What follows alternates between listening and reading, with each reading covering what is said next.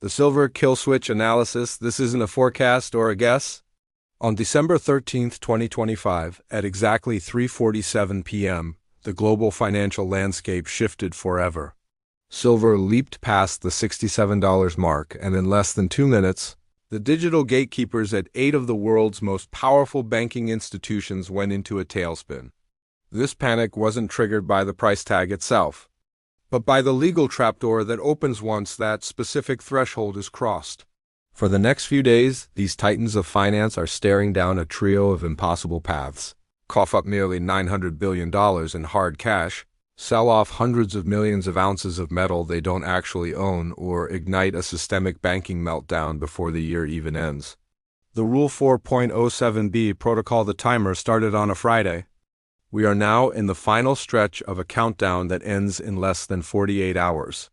You need to realize that this isn't a story about people suddenly falling in love with silver. It is the snapping of a mathematical snare laid years ago.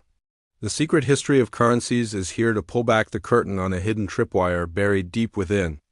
The rulebook's a wire that 8 global banks are now hopelessly entangled in. The exact point of no return is $67.25. To understand why this single number is more explosive than any other metric in today's market, we have to look at the fine print. In the spring of 2023, the Chicago Mercantile Exchange, the heart of silver trading, quietly slipped a new protocol into their manual, Rule 4.07b.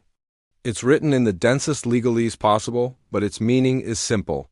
If the market moves too far against the massive short bets placed by the world's biggest banks, those banks are legally required to put up 100% of the cash for those positions within 72 hours.